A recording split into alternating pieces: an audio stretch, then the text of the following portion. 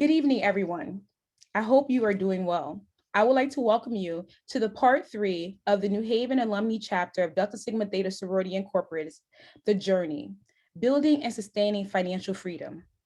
Tonight's workshop is Home Ownership, Getting the Keys, in which we will focus on why it is important to be a homeowner, how to become a homeowner, and the resources available to you as a Connecticut resident. We are excited to have you join us this evening to continue on the journey to financial freedom. For those who are just joining us, welcome. Those returning, welcome back. I hope that everyone is ready for the amazing lineup of what speakers we have for you tonight. I just want to say that becoming a homeowner is more than just owning a home. It's laying down the foundation for building generational wealth and financial security for your family. Tonight, as you see on our agenda, we will have an introduction and a welcome from our president, Paula Irvin. Then I will review our mission and overview of the journey and what the series is about. And our three speakers we have tonight are Dr. Roberta Hosky, founder and CEO of Outreach Realty Servicing and Outreach School of Real Estate. Bridget R. Russell, Managing Director of the Home Ownership Center, Neighborhood Housing Services of New Haven. And last but not least, William P. Casey, Executive Director for Habitat for Humanity of Greater New Haven. And then we'll have questions at the end, and then we'll provide you to what's next. Also, just please note, if you do have questions, just put them in the chat and then we will address them as they come. Madam President. Thank you, Lamara. So good evening, everyone. I see in the chat we have some shout outs. We have the West Coast in the house, we have North Carolina in the house, and we also have Connecticut. So thank you for joining us this evening. My name is Paula Irvin, and I'm the president of the New Haven Alumni Chapter of Delta Sigma Theta Sorority Incorporated. Delta Sigma Theta Sorority Incorporated is a private, not-for-profit organization founded on January 13, 1913, whose purpose is to provide assistance and support through established programs in local communities throughout the world. So inspired by the rich legacy of our visionary founders, on October 3rd, 1959, the New Haven Alumni Chapter was chartered. So the New Haven Alumni Chapter focuses its involvement around the structure of the sorority's 5-point programmatic thrust, which includes economic development, educational development, political awareness and involvement, physical and mental health, and international awareness and involvement. So you think about the journey, where does that fall? Economic development. And we are so excited to introduce this program. We are on the third, I'll call it the third stop on the journey because we're going to continue to go. We're on the third stop on the journey, home ownership. So thank you again for joining, the people who have been with us since the first stop. We want to know how you've been enjoying it as well. So please drop in the chat if you've been with us since day one, if you're here now, if you're going to continue to join us. And also, I also invite you to tag a friend. So send this link to a friend so they can join as well. If you have a group of people who you know your goals are home ownership, please invite them right now. It is an open invitation. So please send that link to them right now. So just want to invite you, and I want to thank you for coming to the journey. And before I turn it over to Lamar, we have a brief anonymous poll that I'd like to launch. So we're going to give you about 1.5 minutes to take it. Please tell the truth. It's anonymous. And we just want to make sure and get a feel of where everyone is at right now.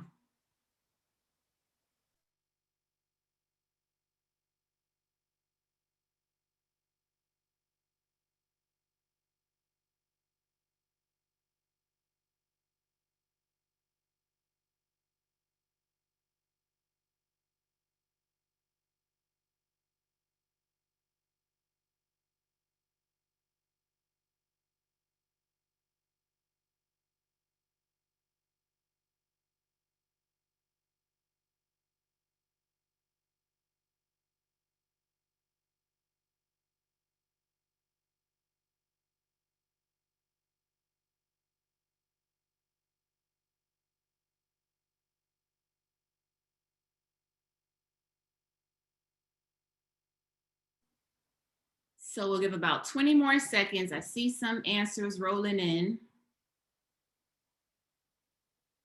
About 82% complete.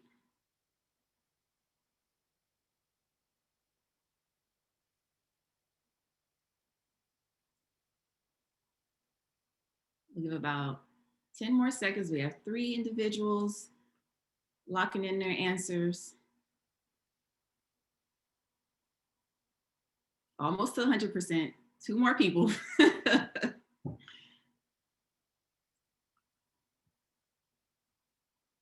Well, you know what? The two people might be us. So let's go ahead and end the poll. All right, so I'm going to share the results so we can see where we are. So the first polling question, what values do you think of in relation to home ownership? Check all that apply. So financial security was the top answer, followed by safety, shelter, and then control of space, and then other. So very interested, if you put other, interested to know what that other reason is, of course, so maybe that's a reason we need to consider as well. So please share that in the chat. The next question was, how important do you think homeownership is for you in 2021? 76% said very important. So I'd be curious, I'm going against it. I'd be curious, why is it not important? So please, we can open that discussion up as well. And then what is your level of understanding for home ownership? We have 33% for I am interested in working toward having my home.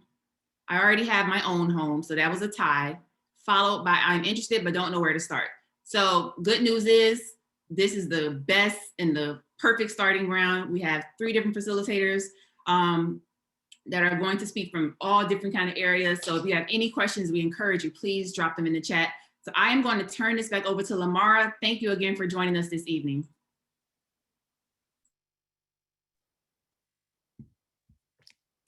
Thank you, Madam President. So on our journey, we have 3 key areas that we focus on for the mission of this program.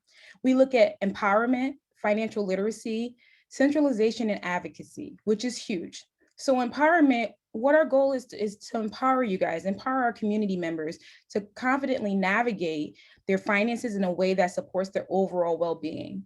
You know, in the beginning, we started with the goal planning and financial planning, and then budget and credit management. So this is right along the way. Financial literacy, fostering financial literacy skills through workshops, i.e. the journey, coaching, and online educational tools. Centralization and advocacy, centralizing and advocating for economic support services through community resources available. Our speakers tonight are all resources to you, so we want you to take advantage of it. That's what they're here for. So we're definitely looking forward to all the information they're bringing. Now, next slide. So as you can see, we're on the 3rd stop of of the 5 stops. We've actually started again at the start.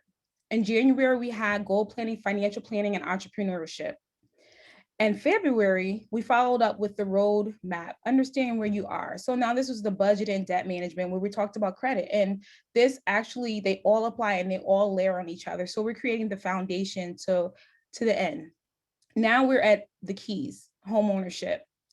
Next, the next stop will be the fill up, savings and investments, and retirement planning. So definitely, please register for that one. That's going to be amazing. And then finally, everything that you've done to date, all 4 workshops lead up to the destination: insurance and estate planning, making sure that your money works for you, making sure that you're securing and protecting all that you've already done. Great. So now we're going to get to the best part of the program. So here we have Dr. Roberta Hosky, founder and CEO of Outreach Realty Servicing and Outreach School of Real Estate. Apologies. Dr. Roberta Hosky was born and raised in New Haven, Connecticut. She is a real estate investor, broker, entrepreneur, author, and inspirational speaker. In 2004, she made the life decision to follow her dream of investing in her community and started her own real estate business in the basement of her home with her sister, Tamika Hosky. She has since then created 4 more companies focusing on real estate, training, investing, business development, and self and mindset development. In 2017, Roberta founded the Millionaire Mindset Sisterhood, an international faith-based organization devoted to breaking the curse of poverty over their lives and the lives of their loved ones. The organization exemplifies the power of unity, the power of loyalty, and the power of group economics. Her life story has been featured in numerous media outlets. She has also been awarded and recognized by countless community and state legislative leaders and peers, ranging from Senator Blumenthal to Gateway Community College to Omega Psi Phi Fraternity Incorporated. In December of 2019, Roberta received the keys to the city, to her hometown for New Haven, Connecticut. Isn't that amazing, y'all? She also released her book, Poverty Curse Broken, the Roberta Hosky story, an inspiring true story of hope and beating the odds. Dr. Roberta Hosky holds a doctorate of divinity, doctorate of theology, and an honorary doctorate in community development. Roberta has made it her life's mission to help as many people as she can to break the poverty curse, live in their divine purpose, and create multiple streams of income. So everyone, provide a warm welcome to Dr. Roberta Hosky. I think you're on mute, Doctor. Okay, there you go. Thank you. All right, can you hear me now? All right, all right. So thank you so much for this opportunity to speak on this powerful platform. It is such an honor and blessing to have the opportunity to speak. And thank you to Madam President and to everyone that put this much needed event together. Again, I'm very honored and blessed to be here. Am I able to share my screen? Yes. Okay, so I'm going to just dive on in to the presentation of one of the topics that I hold so dear. When I say dear, I mean like to the core of my heart is homeownership, because of what it has done for me in my life, and not just me, but for my children in the next generation. It has literally shattered poverty over my life. And as I looked at the data from the poll that was taken, financial freedom was 91%, I believe it was.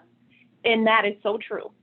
Real estate truly has the ability to create financial freedom like you would never, ever, ever imagine.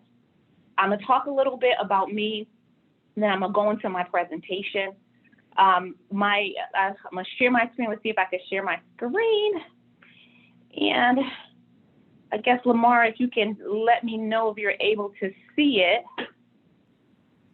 I saw it. There it is. We can see it. Okay. Thank you. So, and I'm saying the power of home ownership. And so over the years, let me just back up. Over the years, I've heard a lot of people talk about home ownership, the desire to get into home ownership. Many people have desires to get into home ownership for various reasons, like the data just showed. I've heard people say that they want to get into home ownership just so that they can have a backyard, just so that they can raise their family in different neighborhoods and areas. But I want us to really focus on that 91%, which is that financial freedom, because it really changed who I am. Now, I love the introduction that I had. And I appreciate that introduction.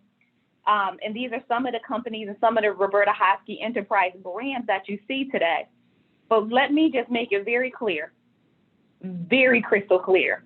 Before I had any initials before my name, before I was a president of anything, before I branded anything, before I was as a president, CEO, I was a single mother at 17. I was also homeless in a city that I now have the keys to. So I want us to understand, as we talk about that journey I just heard about, right? We're on a journey for financial freedom. So I want you, as I talk about the power of real estate, I want you to first know that it is possible for you. First and foremost, whatever it is that you want to accomplish in this life, whether it be real estate, whether it be financial freedom, whether it's signing your own paycheck, whether it's to create generational wealth or break what I call the poverty curse, it is possible. You are looking at a beautiful face of no excuses. I can say beautiful because I live a transparent life, and at one time I even battled with self-esteem. But I'm being transparent because I believe that my life is a testimony. of what can be done. My first real estate transaction yielded me over $250,000. The first one. $337,000 to be exact. And listen, I did it by mistake. Even though in this day and age, in the space that I walk in, I don't believe in just coincidences, and I don't believe in things being mistakes. I believe that everything is a divine purpose. And because of that, I knew that even today, what is it, March 17th, 16th? One of the days in March, right? 17th, I think we are. That even though in my story from almost 20 years ago now, that today was already predestined, that there'll be a testimony, and that someone that's watching me today, and that the wonderful organization of the Deltas will put this together to put a seed in your mind and your spirit for you to be able to do something that can possibly change your entire life and your legacy. All things work together for good. And so real estate, with my first real estate transaction that yielded me over $250,000, I did it not intentional, but intentional. Let me explain. I was working at Yale University in the great city of New Haven. And at the time, I had recently been removed off of welfare. So I want to destroy the myth that many people think that you need a lot of money to invest in real estate. That is simply not true. You need a strategy, period. So I was working at Yale University, $9.14 an hour, pushing the mail. And all of this is in my book, Poverty Curses Broken, the Roberta Hosky story. That first plug is available on Amazon and on connectwithroberta.com. But I was pushing the mail carriage, and I was sorting mail, and there was a piece of mail that I was putting into the boxes. And you know how you see the junk mail that has like the bright colors? You've seen that before, right? And so there was a bright mail that I was putting and sorting in the mailboxes, but it was standing out to me. And so it didn't have my name on it. Nothing's gonna happen to me later, but now it did not have my name on it. But I ended up taking it because it was just drawing me. And I'm sure some of you can identify some things just draw you. And so this was just drawing me. And so I opened it up, and it was a first-time home buyer seminar. And I was nervous because, again, I was making $9.14 an hour. I was recently removed off of welfare. I was a single mother, and I was trying to make things happen. And I could not, and I want you to understand, I could not afford to rent the apartment in the house I purchased. I'm going to let that sink in. But because of the numbers, real estate is the number one vehicle for wealth creation. For those of you that are writing notes, write this down. Real estate is the number one vehicle for wealth creation. Number one. Number one is responsible for 90% of self-made millionaires. Me being one of them. Real estate. And so I couldn't afford the apartment in the house that I bought. Now we got to understand that for those that are getting into real estate, I want you to be smart. I want you to understand that that first investment can make you, or that first investment can break you. The first investment can have you having multiple streams of income, breaking the poverty curse and living in abundance, and it also can make you house poor. And so we want to make sure that as we invest in real estate and own our homes, that we're acquiring them for the right reasons and understand how to do that. And we got to approach real estate, as emotional as it is where you live at, as a business decision.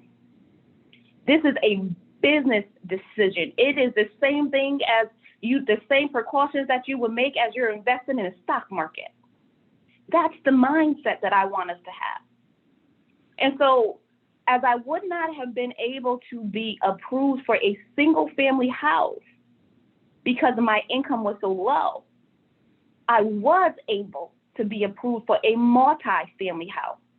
So for those of you who have not owned a house yet, I'm going to urge you to use and employ the strategy that happened over my life. It works. The first investment, make it be a multi-family. I hear you. I don't want to be a landlord. I hear all of that. But let me explain something. You got to get out of a place called comfort, because the comfort zone is our broke zone. If you want something that you never had, you're going to have to do something you have never done before. And there's property management companies if you don't want to be the landlord. But let that first investment be a multifamily for multiple reasons. Number one, when you have low income like I did, if you have a multifamily, it depends on the lender, but we're between 70 to 75% of the rent roll, meaning the money coming into the home, will be used towards your income. So because I was only making $9.14 an hour, the money that was coming in from this multifamily house boosted my income. Now, if I went to try to get a single family first, I would have gotten denied, and I would have gotten a loan approval that was very low. And so this is why I say the first investment, make it a multifamily. Now, as we talk about wealth creation, and I'm going to give you the strategy on how you create financial freedom, how you employ it is up to you. And I hope that you employ it over your life, and not just you, but teach your children, teach your nieces and nephews, because real estate may go up, go down, but it's not going away.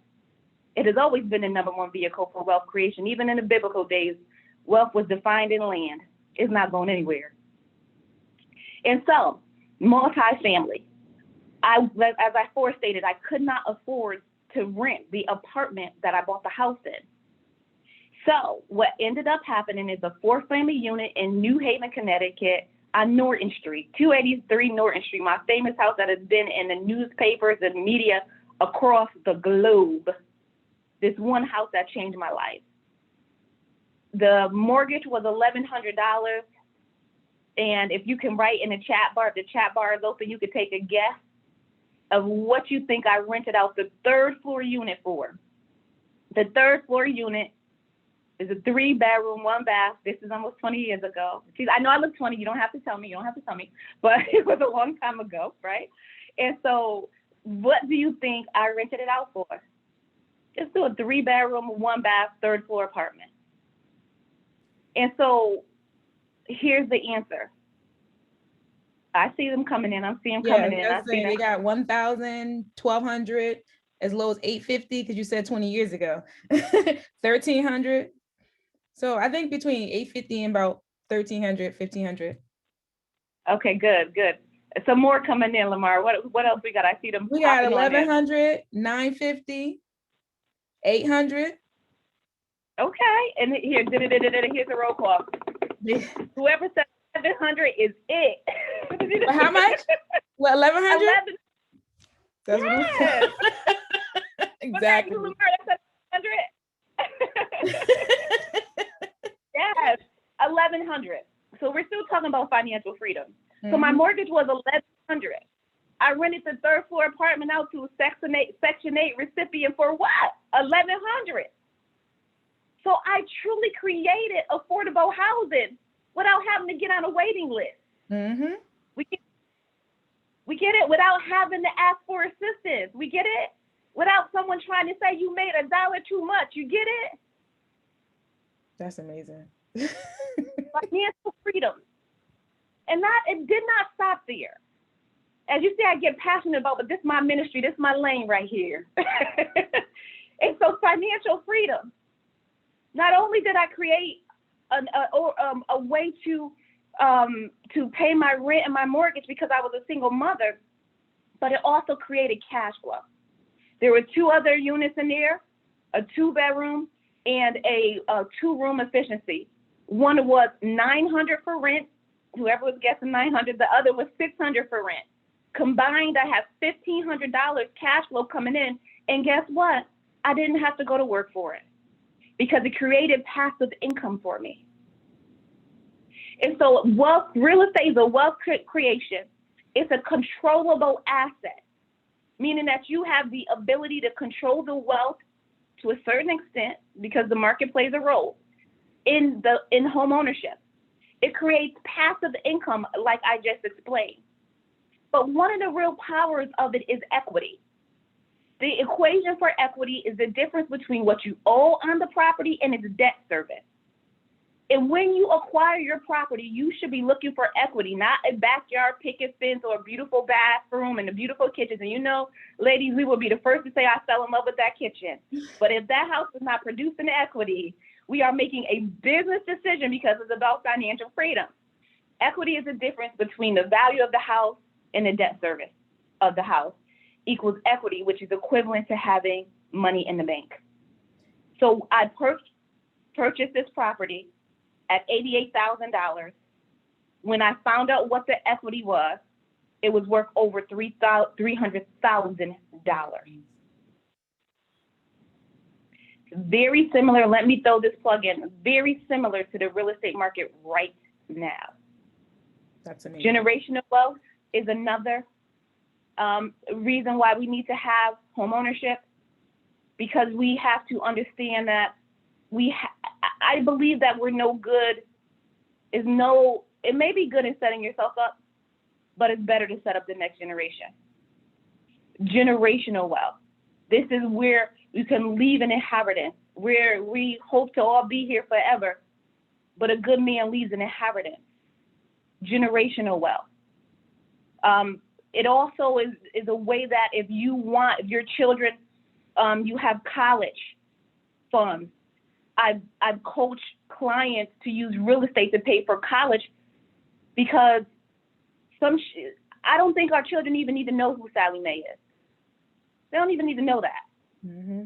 I think that if we've been in position for financial freedom and we can do it utilizing real estate, that we can set up not only the next generation, but we can set them up in wealth so that we don't have to start them behind in student loan debt before they even start their careers. Exactly. Real estate is that powerful. Multiple streams of income. Lamara, how much time do I have? I do believe you have about 15 minutes, but I do have a few questions for you.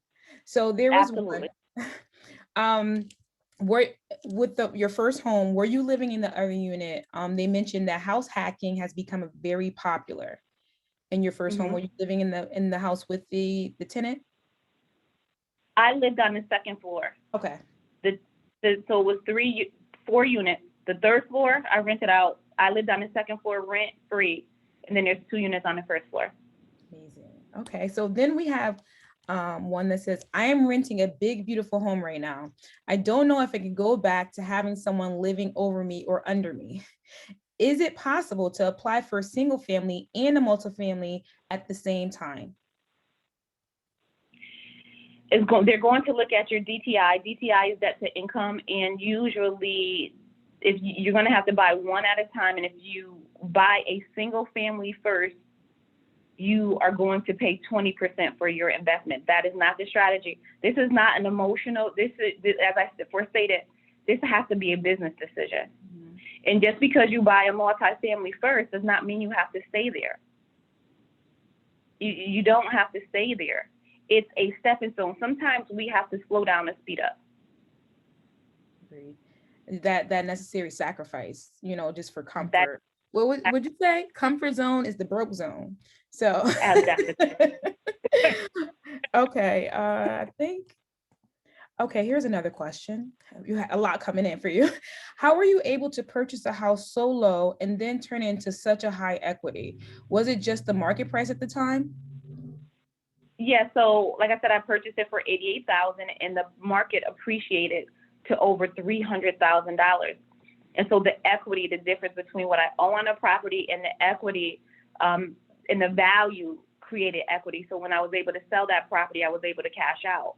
Now, what was the other part of the question, Lamara? I think it's 2 parts. Was it just the market price at the time? That's the price. Real estate is cyclical. So everybody write that down. Real estate is cyclical. It has cycles.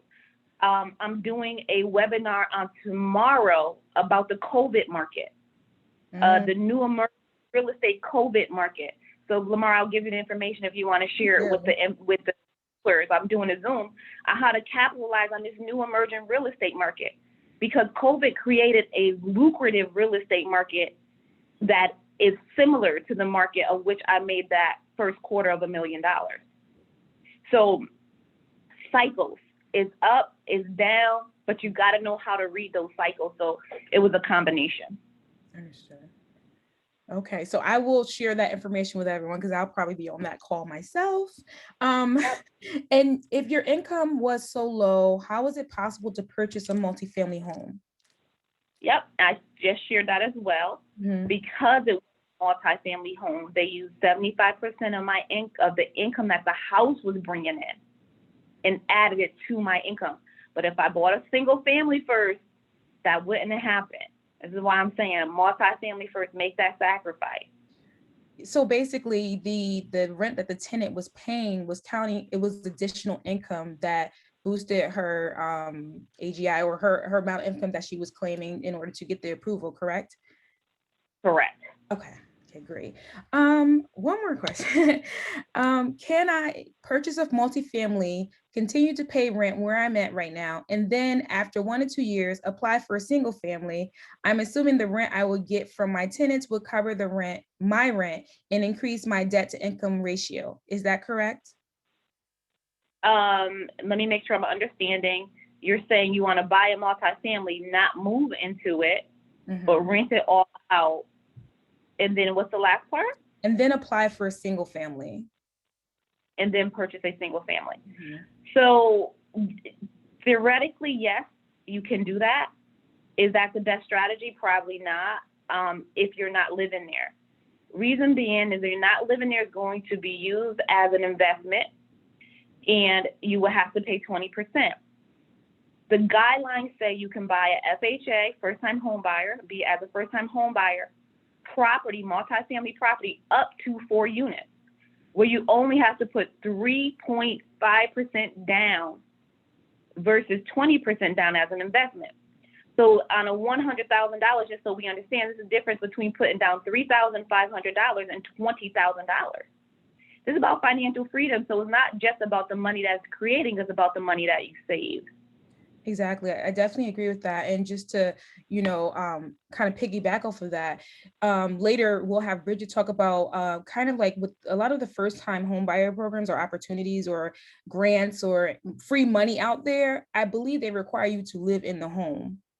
So if you're looking at those type of things, don't quote me on that. So Bridget will tell you I'm more about that. But okay, so one more question and we can move on for you. Sorry. No problem.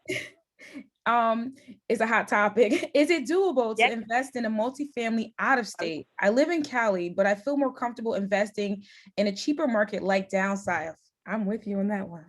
Yes. Yeah. So is it worth it investing out of state? Absolutely. Absolutely. I say all the time. Alrighty. One last one that came in, then we're gonna move on, guys. If I already purchased a single family, where do you suggest I go from here to get back on the right track? So they already purchased a single family home. What can they do Good next? question. One, first thing I would do is see how much equity you have. Because hopefully you have a property, and then that's where your 20% can come from. So you can pull equity out of your property to purchase another property so you can have the 20% down and buy a multifamily. If you don't have the equity, then you're going to have to, again, acquire a multifamily, but as an investment of 20%. And I don't know what you have in savings, but if you own a single and then you go to a multi, there's really not many ways around it without creative financing, which is not the topic of today. I make it happen.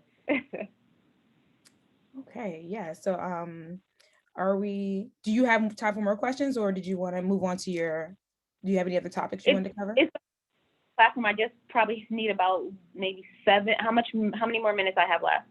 About, I guess 10 more minutes or so. Okay, I'll take a couple more questions, and then I'll talk about the 1,000 Black families, and then if we have time, we'll take some more questions. Okay, no problem. So one last question from Denise. So I'm a newly self-employed single mom, and I've been told that I need to increase my income because of my debt to income ratio. What can I do? when it's DTI, debt to income ratio, you're going to have to lower your debt or increase your income, or partner with someone that has income. And let's understand that you can partner with your child even if they work at Dunkin' Donuts. If they're 18, they can get a mortgage. They work at McDonald's. That's more income that's coming into your household. A lot of families, especially families of color, don't think about investing with your children. But that is definitely an option that so many other ethnicities utilize. Definitely agreed. Oh, one last, our student loans counted in the DTI? Absolutely. That's a sore one for a lot of people. Yeah. I work two jobs. Sorry. Mm-hmm. No, I'm fine. I work two jobs. I have only the second job for 1 year. Will my second job count towards my income? Yes, it will. So if you have 2 years of tax returns, right, Mm-hmm. you're going, second year probably should be higher than the first year, as long as the two careers are in the same field or similar field. So it's not like a truck driver and a financial analyst. Mm-hmm. So if they're in a similar field, it just shows progression and you'll be fine. Okay, great. So I guess we can move on to the 1,000 Black families. And then anything else, you guys will circle back at the end, or we'll provide contact information for Roberta so you can reach out to her directly. Yeah, and I would definitely love everyone to get on tomorrow as well. Yes. 1,000 Black families is a homeownership, is a national homeownership initiative. I'm super excited. Is in all 50 states. And I did a little clip because I was so happy to make blacknews.com. I was happy to be my daughter and I. You see that? That's my daughter. So 1,000 Black families. I know, listen, it did my heart well when my daughter came on, and she's working as my right hand in the company now, creating that generational wealth. God is good. He is amazing. And so 1,000 Black families was recently launched in November. However, it was in the making over 5 years. It is, the website for it is 1000blackfamilies.com. And the mission of 1,000 Black families, even though we say 1,000 Black families, the impetus of it is because of the wealth gap with people of color, families of color. We help all families up. We are not discriminating here. But the name of it is 1,000 Black families, but the Black family has been at the lowest part of the financial total. Mission is to help close the long-standing systemic wealth gap, while at the same time simultaneously creating generational wealth and fast-tracking the home ownership process. Fast-tracking the process. There's a lot of programs out there, and but there's some that just take just a little bit too long. I don't know about you, but we live in a world of immediate gratification. And many of us have been waiting a very long time, 300 years plus, for real estate and financial freedom. So I think it's time to start fast tracking things. So the program Fast Track. Just want to talk a little bit about the emphasis of 1,000 Black families, the power of home ownership. And so the systemic racism that happened with people of color, where they were not able to purchase homes. And I'm gonna go back here. We weren't able to purchase homes due to redlining, and that's history, redlining. And so where the families, the picture here, where there are families that were able to purchase houses, they were able to create generational wealth. So when it was time for their children to go to college, they were able to fund it. Where here I was in projects. I was in low income housing, and there was no generational wealth. There wasn't anything. There was no equity. And so when it was time for me to go to college, there was no income there. And so when we tie back home ownership to more than just a house, this has to do with, as we said, the 91% financial freedom. And in 2020, unfortunately, the home ownership rate was less than what it was in 1968 when it was legal to discriminate. And that had to do with redlining. For those of you who don't know what redlining is, it's basically when the government took out a red marker, literally, and outlined areas where they would not allow mortgages to be underwritten in. And historically, they were in poor neighborhoods. So the poor people remained poor. And we weren't able to invest in real estate and create that financial freedom that in 2021 now we're still looking for. So we can talk about problems all the time, but as being an entrepreneur, I'm always thinking solution oriented. Like what are the solutions that we have? And that's where the 1,000 Black families came in. We're like I said, we're fast tracking the homeownership process. In our pilot phase, we were able to get people into home ownership between 90 and 120 days. Now, I'm talking about people that have credit scores 540-ish. I am talking about that type of home ownership. And this is real, dealing with real issues. You'll be hard pressed to find a home ownership program tailored to what has stopped us, including our financial issues called retail therapy, right? So many of us deal with retail therapy, and we don't want to talk about that. You can't disclose that.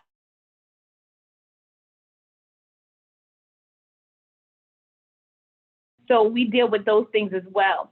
But we have partnered with lenders across the United States of America, all 50 states, California, Texas, Nevada, Connecticut, of course, North Carolina, all 50 states. We also have lenders that are lending in all 50 states. We also have credit specialists that are working with our clients in all 50 states. We partner with real estate agents in all 50 states. We're partnered with housing educators in all 50 states. And there's so many benefits about the 1,000 Black Families program, where we match you with housing coordinators that can work one-on-one with you, tailor your program and your best practices of what needs to be done to make that home ownership a reality for you. And it's customized for you because one size does not fit all. And one of the things is you get a minimum of 1% closing of back at closing. So what I knew is that when creating a program, finances is an issue. So I knew that finances were an issue. And so our partners have agreed to give back money back at closing. A minimum of 1% is between 1% and 2% back at closing.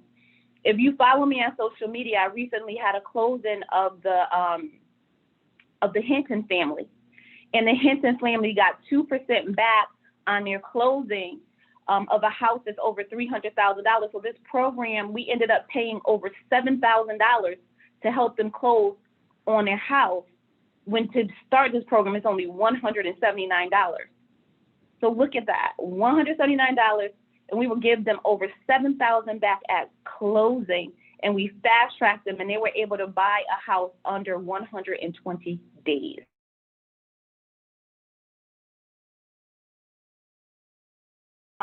It's a powerful program, and very, very powerful in all 50 states. There's so many testimonies, so many success stories. We got husband and wife stories who were looking to, they were living in the inner city, bullets coming through their windows, and we finally got them a house outside of the neighborhood where bullets were flying through their windows.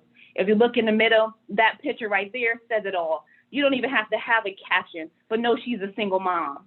The one over to the right with that woman, 70 years old, lived in New York.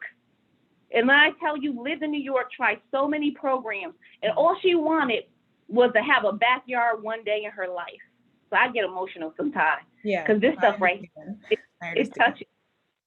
70 years old, almost 70. She might be 70 now. And she was praying for a backyard all these years and couldn't get it. And when she was going through the information, saw me on Facebook, applied, and said she just put her last bit of faith in this program. And we were able to get her a pre-approval along with her son, $400,000. And guess where mama is moving at now? She is moving out of New York into New Jersey with a house with a backyard. And of course, the E word, equity. And these are just some of the testimonies. And so we will hit 1,000 families in the next few months. And let me just explain to you the generational our 1,000 mark, we would have created 1 billion with a B dollars worth of equity for families of color. So far, it's been all families of color, but we are opening up to all families. So it is a powerful program. There's more testimonies, more testimonies. I'm a millionaire mindset. I had to represent my sisters. The Deltas, you already know, you got to represent your sisters. So it's Teresa Kearney. She's a vice president of Millionaire Mindset Sisterhood, and it gave me so much pleasure to be there at the closing table with her as she purchased her home after going through a terrible divorce and to be able to rebuild. So this is not just about home ownership. This is life changing. And so,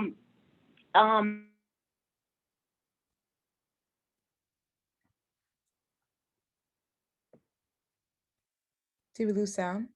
is at 1000blackfamilies.com, 1000blackfamilies.com, 1000blackfamilies.com. And we are also on Facebook and we are on Instagram, 1000blackfamilies.com. Let's close this wealth gap. It is now turning into not just a program, but a movement, a powerful movement.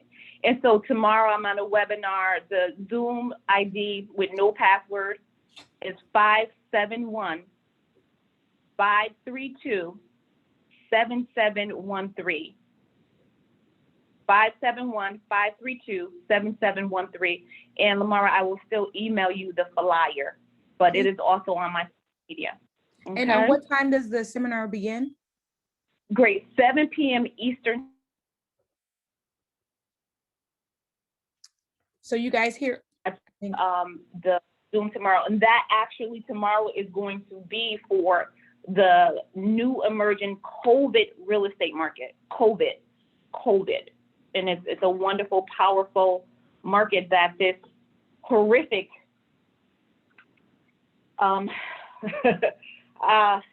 there's good things came out of COVID. I'll just say that. No, I definitely agree with you. And it's something that we need to accept that it's here and we need to adjust. So everyone, I want you to guys give her a virtual Zoom thank you for amazing job well done. I'm definitely logging in for part 2 tomorrow. So remember the Zoom code for tomorrow, I guess home ownership in the market and during COVID is 571-532-7713 for the meeting ID code, no password needed, and it's at 7 p.m. We will also provide you with the follow-up information and flyer. You send it over to me, we'll share it with everyone here. And thank you so much, Roberta. This has been amazing. So I hope you guys got as much of it as I did, because I'm feeling great. I'm feeling empowered right now. So I'm ready to move on to the next one. I'm about to work on my multifamily home, y'all. So thank you again. Thank you, Roberta. And you're getting so many accolades in the chat. So everyone's saying thank you. Oh, thank you so much. I appreciate it. So now we're going to move on to our next speaker. Bridget Russell. She is the managing director of the Home Ownership Center of Neighborhood Housing Services in New Haven. For the past 14 years, Bridget has served as the managing director for the Home Ownership Center at Neighborhood Housing Services of New Haven, managing the center's program development for client services and staff training. She also directs operations of pre and post-purchase curriculum design, credit coaching, financial literacy, foreclosure prevention, and reverse mortgage counseling. In addition, she manages HOC Realty, the newly formed nonprofit full-service realty company, which is one of the first of its kind in the state. Prior to coming to Neighborhood Housing Service of New Haven, Bridget served as the home ownership director for Vision Financial Services, where she managed a 3-year contract for Freddie Mac, a statewide lease purchase homeownership initiative in Louisiana. In this role, she facilitated statewide trainings and orientations for realtors, home buyers, and housing counseling agencies, and was successful in creating over 100 new homeowners. With more than 32 years experience in financial management and training and residential real estate, Bridget has partnered with banks, nonprofits, and faith-based organizations to develop and present homebuyer and financial literacy programs in Atlanta, Orlando, Baltimore, Oakland, Little Rock, San Antonio, and much of Connecticut. So she's been doing a lot, y'all. A graduate of the College of William and Mary with a degree in political science, Bridget has completed coursework with the NeighborWorks Training Institute, Freddie Mac, Fannie Mae, and HUD. She is a member of Varick Memorial African Methodist Episcopal Zion Church, where she serves on the women's ministry. She also serves as co-chair for NeighborWorks National Home Ownership Center Advisory Board and currently serves as chairperson for the Housing Committee on the executive board at the Greater New Haven NAACP. And she also is an amazing member of Delta Sigma Theta Sorority Incorporated. So please welcome Bridget Russell. Hi, thank you very much, everyone. Good evening, everyone. I guess I'm honored. I'm really honored to be a part of what I think Delta Sigma Theta has put together, a fantastic series, a much needed series on just, to me, financial wellness, wealth building. And I feel very honored to be a part of this panel. I really enjoyed everything that Roberta had to say, and I'd love to be on a panel with people who are passionate about housing, as I feel I am, and I know also Bill Casey is as well at Habitat for Humanity. So thanks, Lamar. You gave a mouthful. I like to say in homeownership, my passion is really helping people navigate the process. I want to make sure that at the end of the day, that the education is there to empower people to make really solid, really good choices in the process. And equally as important to me that they navigate effectively the mortgage maze, and I'm able to assist in that. And there are a lot of tremendous programs that are out there. And I know that there are people on from all over the United States, and I think that's great. NHS, or Neighborhood Housing Services of New Haven, our intermediary is NeighborWorks America out of Washington, D.C. And there are probably about 240 NeighborWorks organizations all over the country. So there's definitely NHS of Connecticut, NHS of Chicago, and some of the NeighborWorks organizations don't have the neighborhood housing services in their name, but there are many nonprofits across the country that do affordable housing development, that also do the education piece.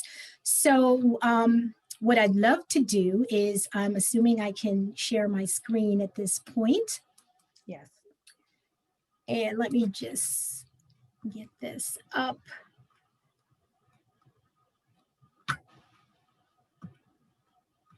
Bear with me just 1 second.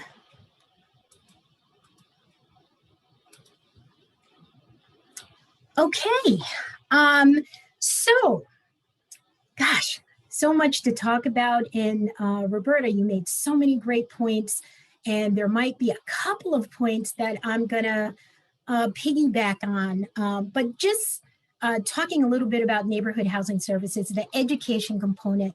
I always think that that is very important when you want to purchase a home.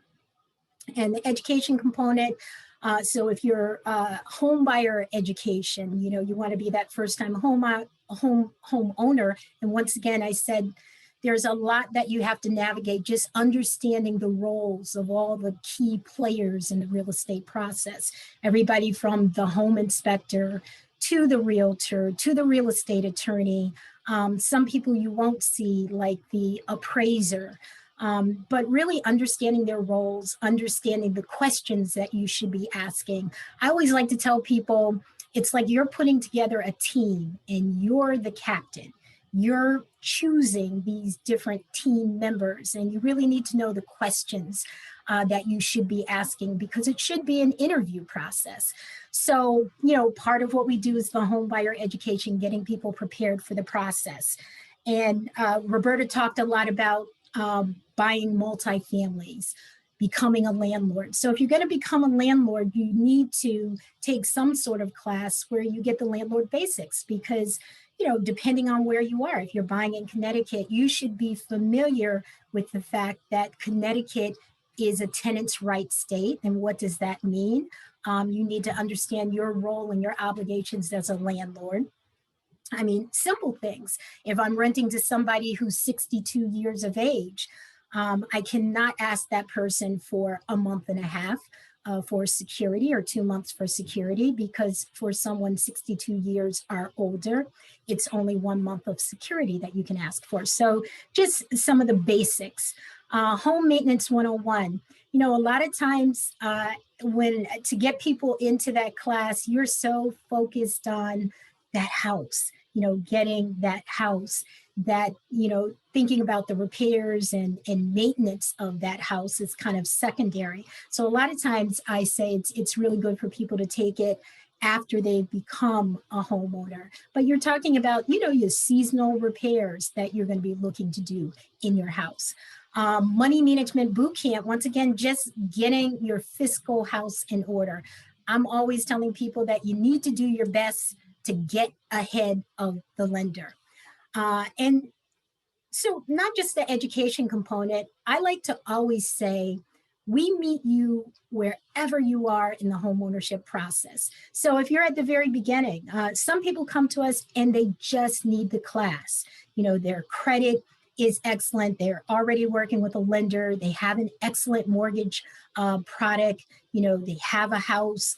Maybe there's a prerequisite or requirement to have the home buyer education class.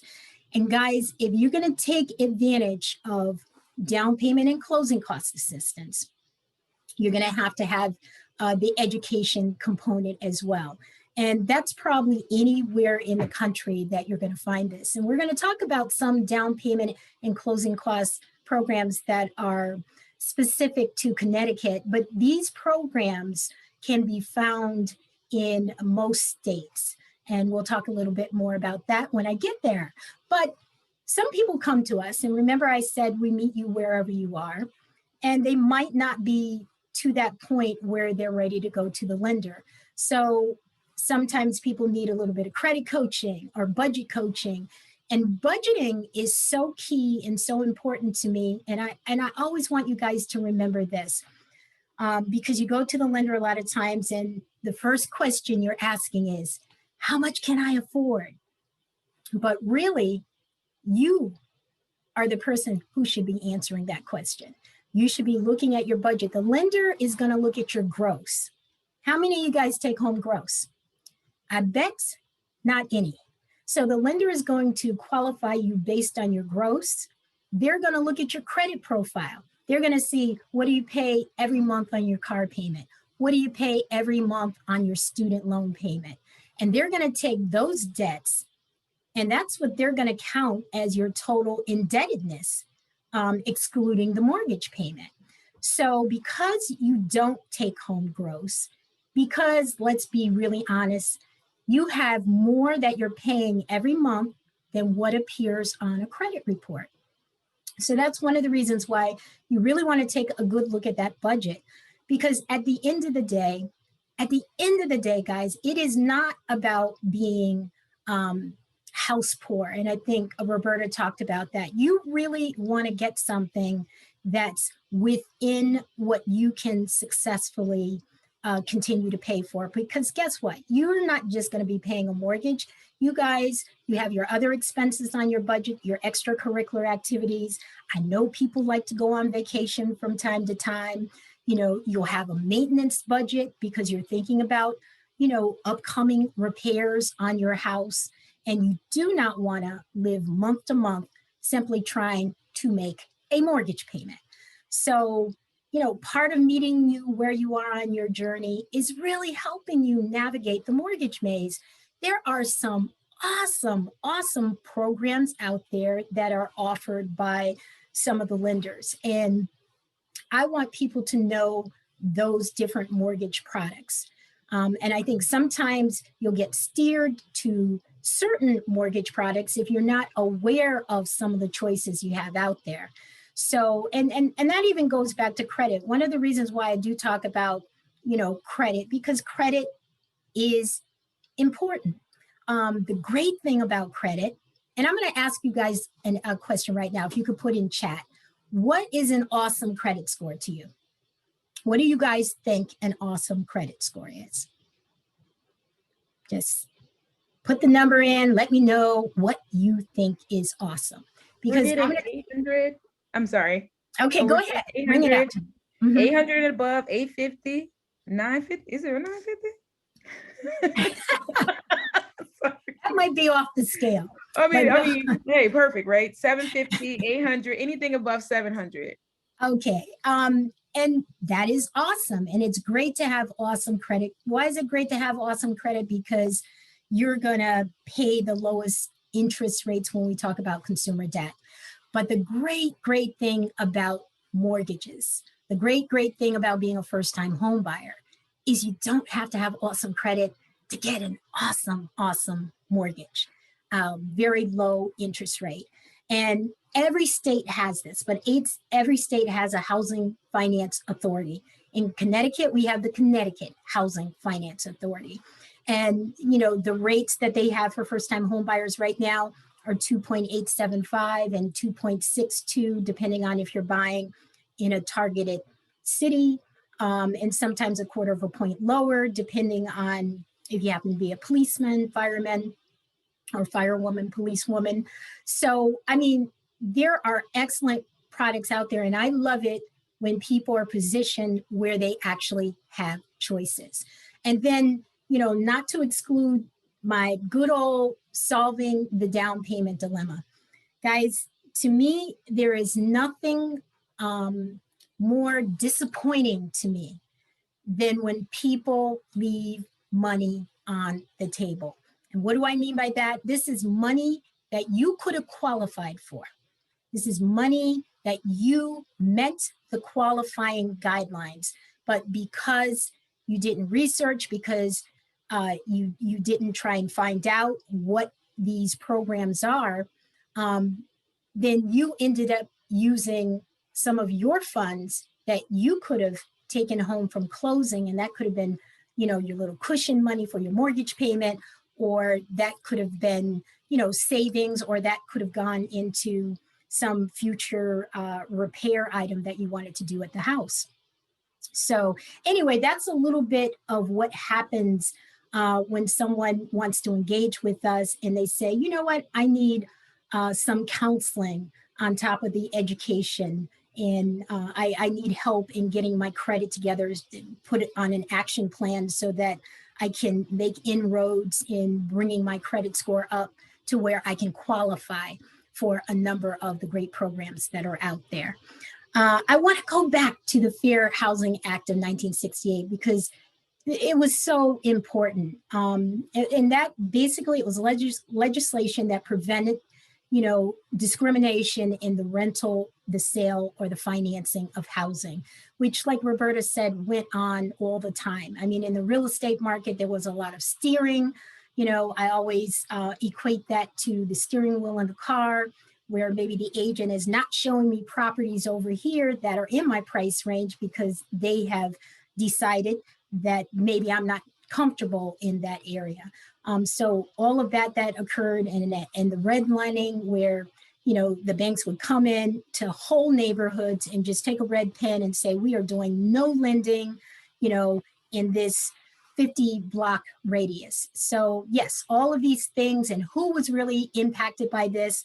It was race, color, national origin, sex, disability, religion, children, or familial status.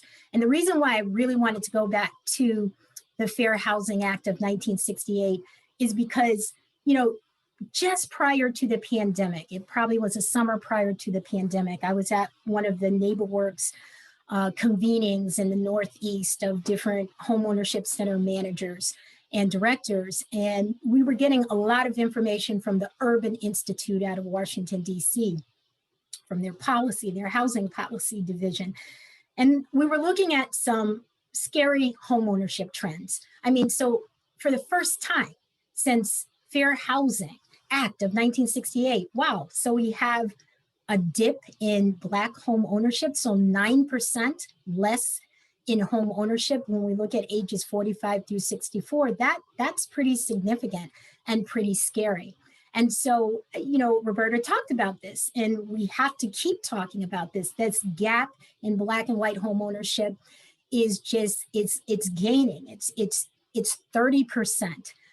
On average. And I want to give you where is it lowest in the country and where is this gap the highest? So the Urban Institute, and these were stats from 2017, said St. Minneapolis or St. Paul, Minneapolis has a 51% gap, in Black home ownership between white home ownership. And then the lowest, where do you think it would be found? I'm going to say down south. And it is. And it was a city, I can't recall the name, in South Carolina, where that gap was 15%. But 30% is what it is on average. And that's deeply disturbing.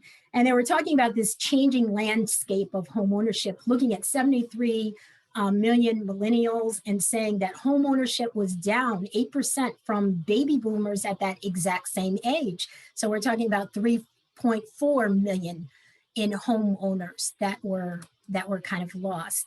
And I want to throw another stat out there, because anytime anything happens on an economic level, where there's any type of, tsunami with the economy. And to me, the last one that will actually happen was right now during this pandemic. But before that, actually, when I first came to neighborhood housing services of New Haven. Yes, I do know where I work. Well, anyway, when I came in 2007, we were just at the start of this foreclosure tsunami. And so anytime there's some significant downturn in the economy, we're going to take the greater hit. And part of the reason why we're down 9% is we've really never recovered. Black homeownership has never really recovered from that period of time, 2007, 2008, 2009, 2010, really took a while for us to come out of that foreclosure nightmare. Now, as a result of that, there were certain changes that were done in legislation. There was the Dodd-Frank legislation within the financial community. And unfortunately, there's always good when you go back and address some things that caused some of the problem in the first place. There were a lot of funky mortgage products out there. A lot of people refinanced out of really good products into really bad products, unsustainable products. Some people were kind of bamboozled because you didn't have to disclose to people at closing. Sometimes you could have been misled. You could have been told you're in a fixed rate mortgage, but maybe that mortgage was only fixed for 2 years. And then in the third year became adjustable. So there were changes that make it much better for you as a home buyer when you're buying. I mean, there's a new closing disclosure where I love it. The front page, you can't go to closing and not know exactly what product you're in. This is the product you're in. It's a fixed rate product. It's fixed over 30 years. This is your principal and interest. This is your interest rate. It's easy readable on the first page. Your escrows are included. So you have your taxes and your insurance. This is what your payment is. This is what you need to bring to closing. So that clarity was great for the home buyer. But of course, what happened on the other end? There's always an overreach, unfortunately. And there was a significant tightening of credit. So that meant that, there were a lot of buyers who probably would have made perfectly good homeowners if they would have been performing loans. But because credit tightened so much, they said during the period, I think between 2009 and 2015, we probably lost 6.3, what could have been 6.3 million more homeowners because of the tightening of the credit in the industry. So, I mean, I've been on this slide for a moment, guys, but this one really hits me because when we talk about the wealth gap and they talk about Black home buyers, when they buy their first home, they're usually less expensive. Everything I've underlined, they're more in debt. They buy later in life, and the one that bothered me most was number 3, less likely to sustain home ownership. And that's why it's so important. It's not just about getting people into homes. It's about getting people into sustainable positions. It's positioning people to succeed. And I think that's what we're all about on this panel today. Now, some other stats I don't have up, and I want to throw them out to you. Communities of color have not accrued the same gains from home ownership. So typically, if you looked at, and once again, these stats are from the Urban Institute 2017, if you look at 60 and 61 years for the white counterpart, they're accruing, like they're gaining $124,000 in home ownership. That's that equity that Roberta was talking about. In comparison to $54,000. So that's a $70,000 gap. And part of that is, buying later, being more in debt, buying less expensive homes, and being in that position where you're less likely to sustain. Another very disturbing trend to me too, is college graduate Blacks have lower home ownership rates than high school dropout who are white. So they had bachelor degree and more, maybe 56.4% of Blacks were homeowners, whereas 60.5% of whites who are high school dropouts are homeowners. So very disturbing trends. And that's why I'm all about home ownership. So like Roberta, let's look at some things really quickly. I'm going to focus on the down payment dilemma because I have limited time. But of course, some of the areas that need to be addressed is to expand access to credit, have common sense underwriting guidelines and come off of some of that restrictive credit that's there. But they do talk about, on a national basis, really improving access to down payment and closing costs assistance programs out there. And we talk about the education piece. And I'm glad to see that we're on one accord where we really think the education is very important in terms of creating sustainable homeowners. So I'm going to talk a little bit about solving that down payment dilemma. So as I said, I'm talking specific Connecticut, but these types of money I know are available in different states and cities that I have definitely worked in. So city, county, we're going to talk statewide. We're going to talk a little bit about second mortgage DAP. And sorry for the acronym, I'm talking about down payment and closing cost assistance. So if we're solving that down payment dilemma, if you're bewildered or confused, I'm going to talk a little bit about grants, forgivable loans, 0% deferred loans, and for our Housing Finance Authority, which I told you guys all over the country, all of you have housing finance authorities. Most of them have a down payment program that goes with it with their first mortgage.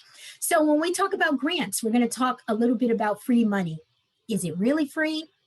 I'm going to answer that question. I mean, usually there are going to be some restrictions, even though they say it's a grant and you don't have to pay it back.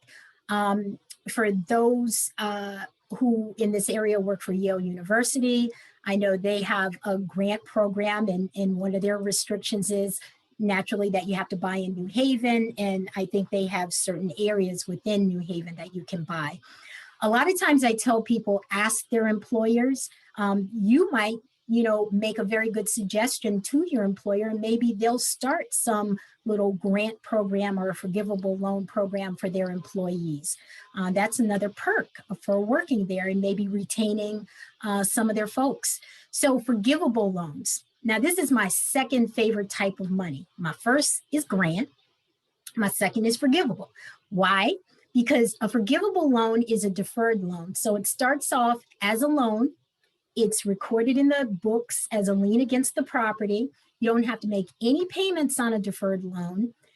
It's a 0% interest rate, but it forgives on the anniversary of when you closed on your house. So the great thing about that is each anniversary, and then when I get to my 5th anniversary, poof, it becomes a grant. And so I like forgivable money. And I said, I've seen forgivable loan programs throughout the country. Then we have our 0% deferred loan. Okay, guys, if I got to pay the money back, at least I only pay what I borrow. Normally with this money, it's deferred. Also, there are no monthly payments on it, but you have to pay it when either you sell, refinance the property, or pay off that first mortgage. And then if I've got to get a loan and it's not 0%, at least if I have to pay back that loan for down payment and closing cost assistance, it's only going to be at a very low interest rate. So if you use your housing finance authority, normally their down payment assistance is going to be equivalent to whatever your first mortgage is. So if you got your first mortgage at 2.875, you're going to pay back that down payment at a 2.875 interest rate. And normally it's amortized over 30 years, just like your mortgage. So I'm going to talk just really briefly about these programs for you guys who are local. There's a program in New Haven. It's up to $10,000. I happen to be a resident of New Haven. The reason why I really like New Haven's program better than the other townships is they allow you to make more money and still qualify for the program. So a lot of these programs, guys, though, everyone wants you to be an owner occupant. They usually want you to have a home buyer education requirement. I always tell people their money, their rules. So each program might have a few different caveats to it. So I'm not going to run through that, but they all do have restrictions for your income. And usually when people see the income restrictions, all we have to do is pull up a chart for you. So if you were in a program and it said 80% of the median income, we'd look at your family size. If your family size was 5 and you made $84,800 or less, then you might be eligible for that particular money. Obviously, when it allows you to go up to 120%, it allows you to earn more and still take advantage of the money that's out there. So Hamden has their program. It's like $5,000. It's a matching program. These are all forgivable programs. West Haven has their program. It's a 2-to-1 match, forgivable in 5 years once again. And this is a program that's really near and dear to my heart. This is with the Greater New Haven NAACP. It's Homeownership Matters. You know, we have been able to help over 200 and I'm going to say 200 and I think it was 68 borrowers actually get money to help with the down payment and closing costs and become homeowners. I love this program because it's open to the county. And when I say coming soon, we're out of money in the program, but we should be funded in the program again by, I hope by the end of May. And so the thing I love about these down payment and closing cost programs, guys, is a lot of times you can marry the program. So maybe I'm buying in New Haven, which also is in New Haven County. So I get this $10,000 and I use the city of New Haven, or I get this and I use Hamden. And I love it being a county program because there are 26 townships in the county. So it allows people to purchase in other areas and still have access to the money. I love money. Makes me smile. Hope it makes you smile too. So the reason why I always tell people they need to do their homework ahead of time. I always want people to get ahead of the lender. Get ahead of the lender, know what your credit score is, know what their guidelines are in terms of what you can do. I mean, some lenders will say 620, some might say 640, some might say 600, but you want to understand the guidelines of the lender. And some lenders have access to certain down payment and closing cost programs that other lenders do not. And I always wanted people to be prepared for the process. Too often I had people call me at the last minute, well, I'm already in a contract and I'm trying to figure out where I'm going to get my closing costs. So when you go to the lender, I love it when we have it all figured out. This is the mortgage program you're using. This is where you're going for your down payment and closing costs. This is how much you have to have out of pocket. So now all you have to do is go out there and find the house that's in your price range. That's the way to do it. So once again, the reason why it's great to do your homework, certain programs open to certain lenders. Equity Builder, this is money, and this is around the country, that a lender can go to the Federal Home Loan Bank and they can make application for this money. Only comes out certain times during the year. For those of you in Connecticut, it is out now. It is here in March. I know People's does it. I know Liberty Bank does it. I know Guilford Savings Bank does it. I know Webster Bank does it. So there are lenders that order this money. This is $10,000. This is money that, once again, you can marry with some of the other programs I talked to you about. This is for the complete state. So this money is forgivable money, 80% of the median income. And then there's another program. I love this program. This is also money that the lender has to order from the Federal Home Loan Bank, up to $10,000. It's a one-to-one match. It's housing our workforce.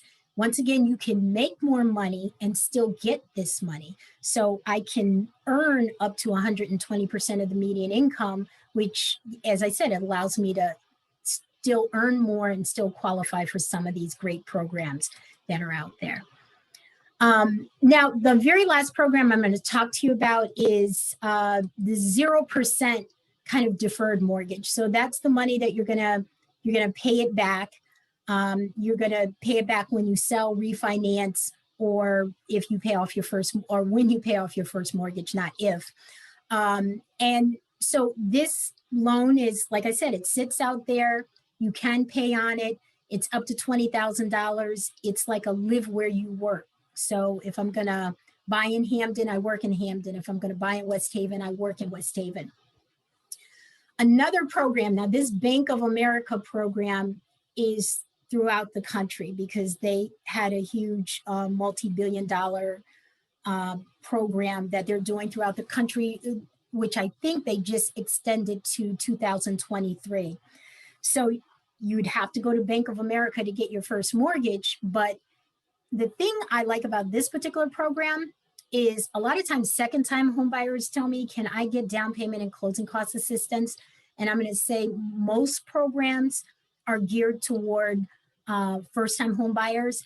And some of the programs that will allow you to be a second-time home buyer and use the program, they say that you can't own a property at the time of using the program. So that basically means if you were that multifamily owner and say you wanted to keep your multifamily and you wanted to buy a single family that you were going to own or occupy, you'd have to sell that multifamily in order to use most programs or either be a first-time home buyer.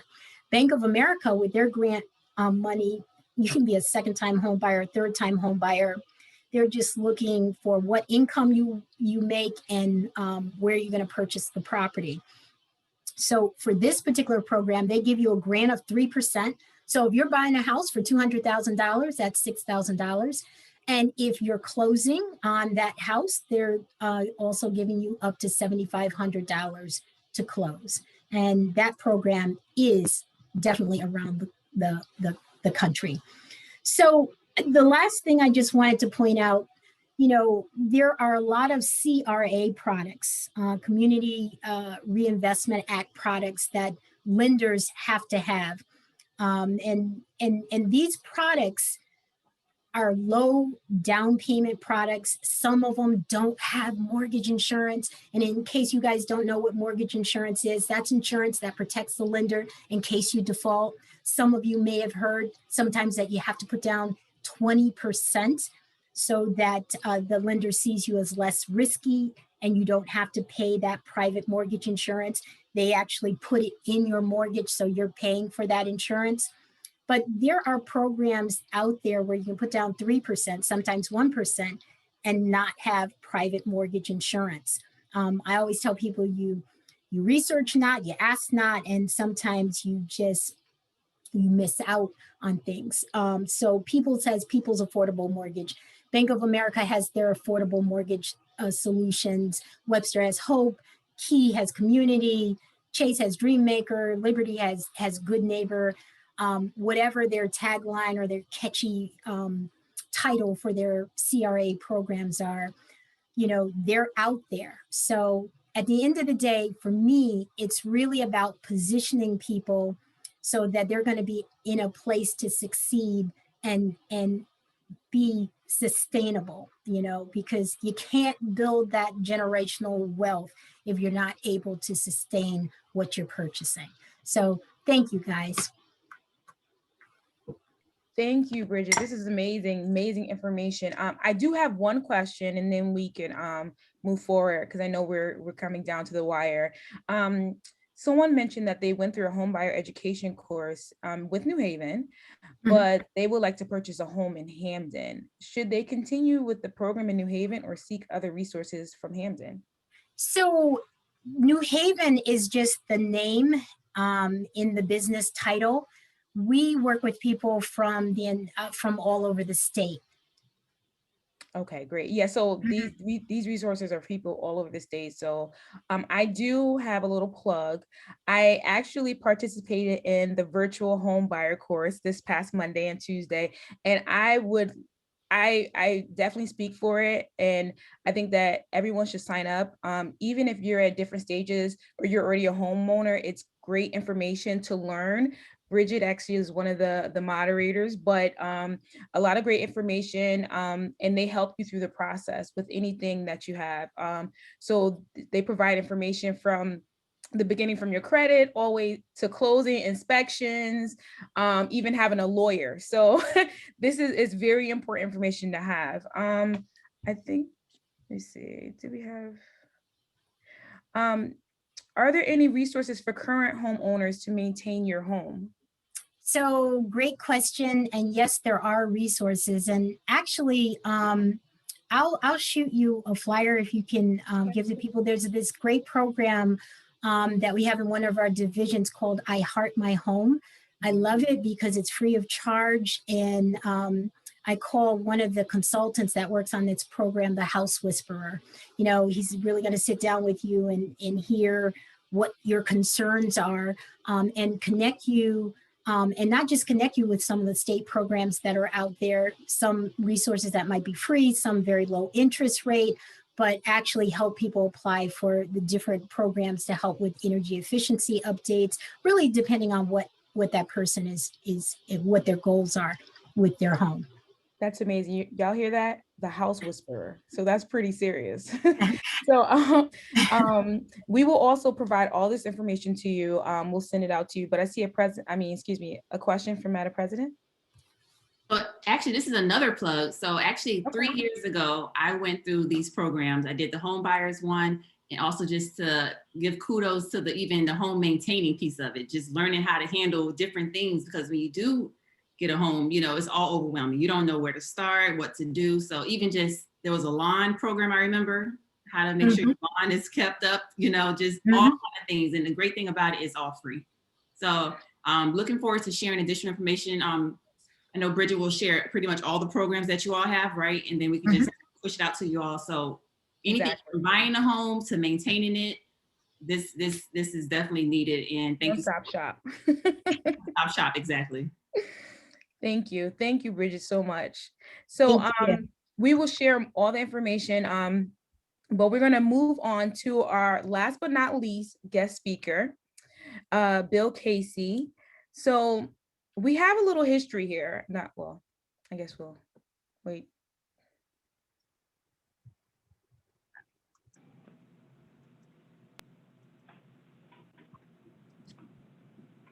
Okay, here we are. William Casey.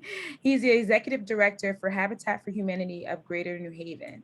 So, Delta Sigma Theta Sorority Incorporated has a long history with Habitat for Humanity. In 1994, the Grand Chapter partnered with Habitat for Humanity in Washington, D.C. to build 22 homes to represent our 22 founders of Delta Sigma Theta Sorority Incorporated. So, this is pretty significant. Since then, they have urged local chapters to become involved with Habitat for Humanity locally in their areas.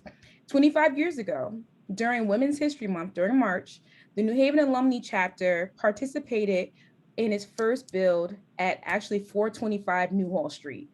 This is where we first met Bill also.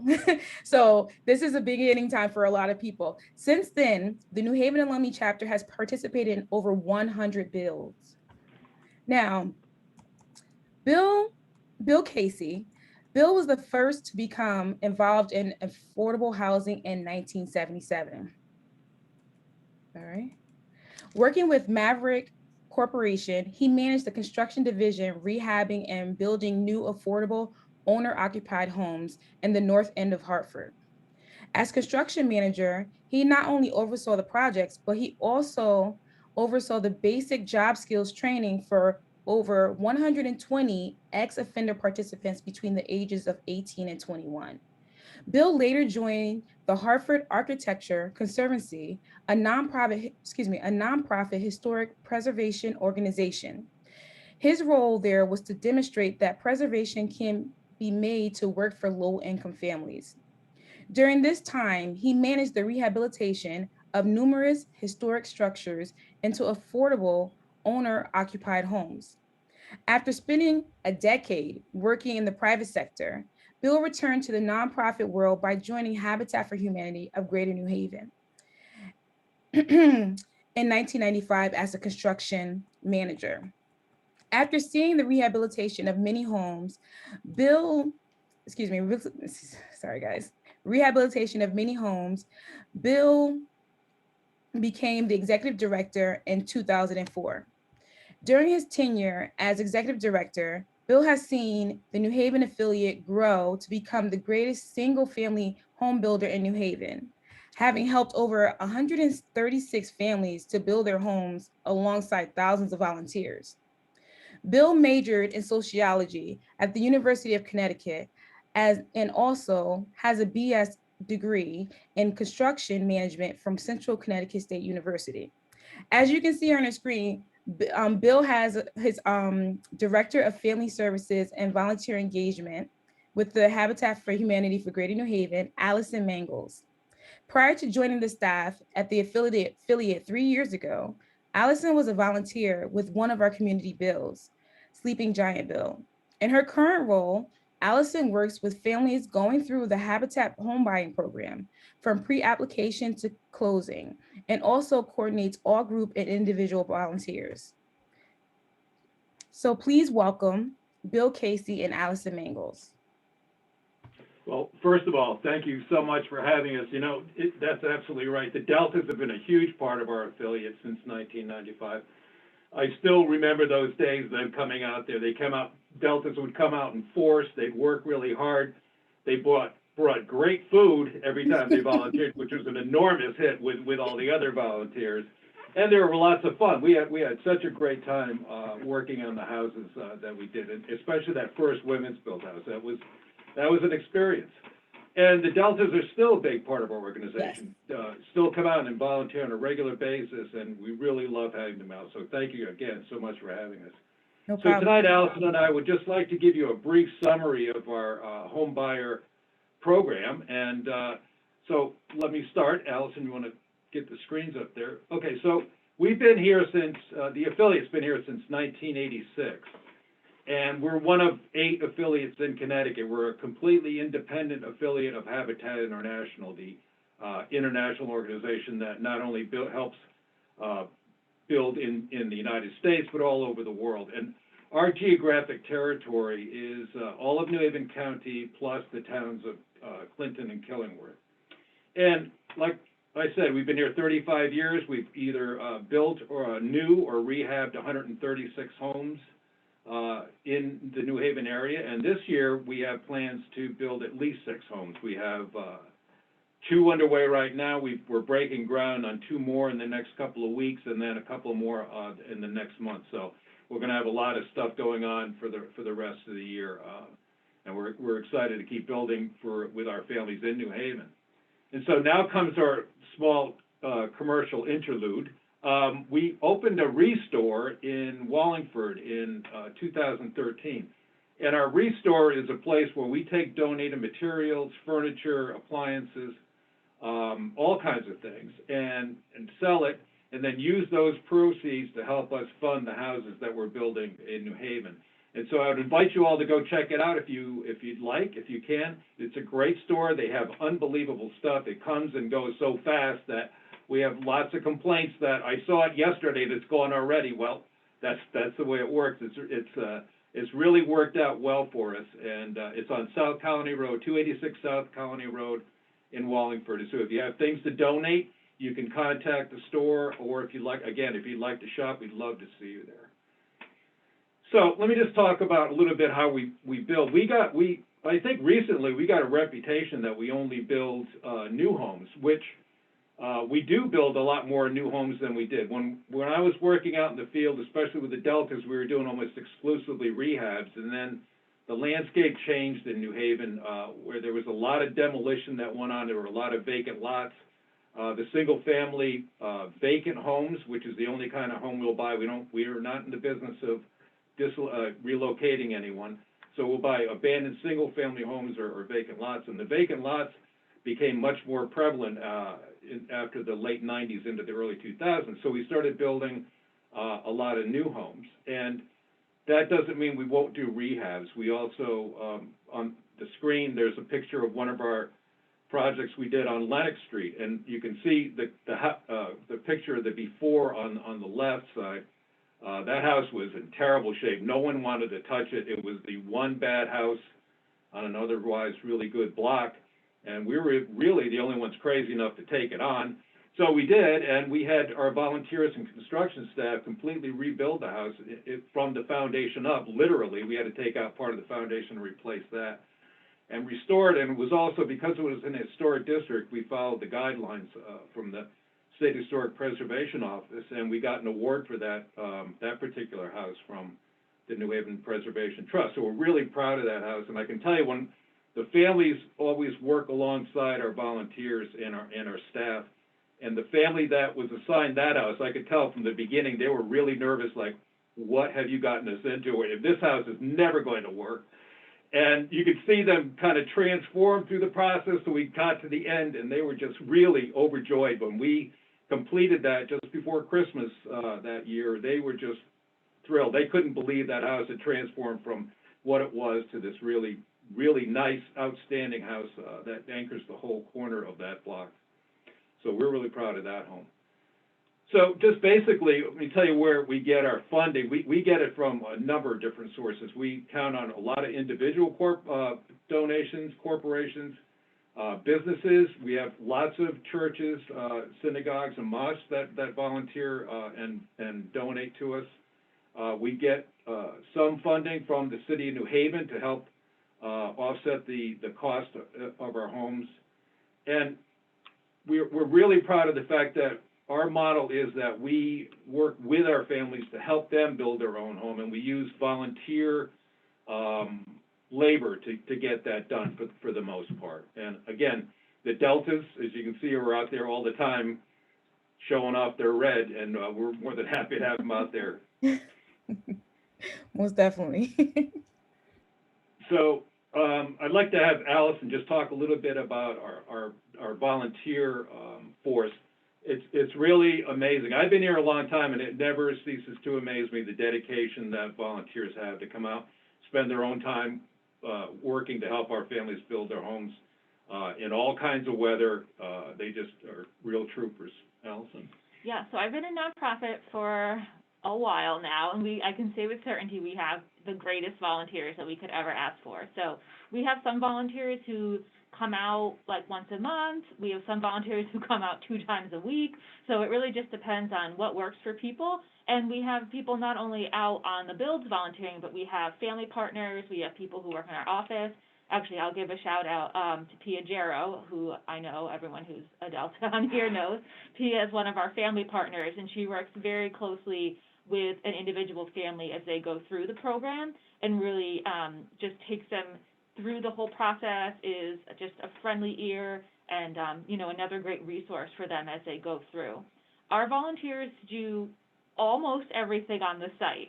They don't do our roofing, they don't do our plumbing or our electrical, but they do pretty much everything else. So framing, painting, sheetrocking, insulation. Anyone who's been on the site, you all know, you show up that day and you could be doing absolutely anything. But it's all very, very important, and it's the way that we're able to finish our homes. So it takes about 6 months for us to construct a brand new home. Do not count February because we had so many snow days this past month, but usually about 6 months, and then our rehabs take a bit longer. So Bill was talking about, showed you that before and after picture, and so we can't make that happen in 6 months, but we can certainly take a vacant lot and build a new home on it. Yeah. And then, do you want to talk about the profit? Yeah, and let me just say this.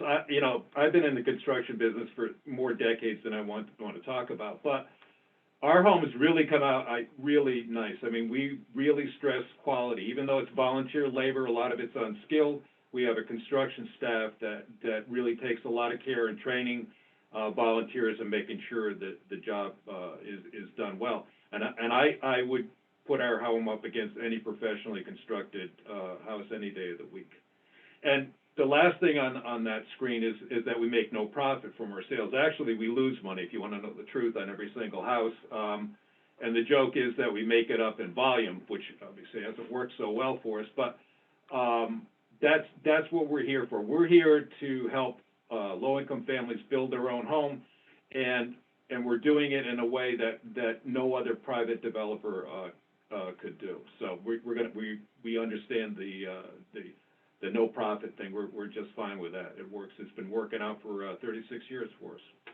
So the kind of homes we build, we have one specific prototype home. It's a new construction, and we modeled it on the homes that we did with the Deltas, the first women's build home, as a matter of fact, and a couple others right around the corner on Reed Street in North Haven that were part of the Winchester Firearms Factory worker housing, and they were built back in the early 20th century, and they were narrow homes. They're about 18 feet wide and about 40 feet long, and they were able to get 3 bedrooms in there, living room, dining room, and a bathroom, and it worked for almost 100 years there. And so we figured that has to be a pretty good design if it stood this test of time. So we took that design and modified it a bit, and our homes are designed so that we could fit on the narrow city lots.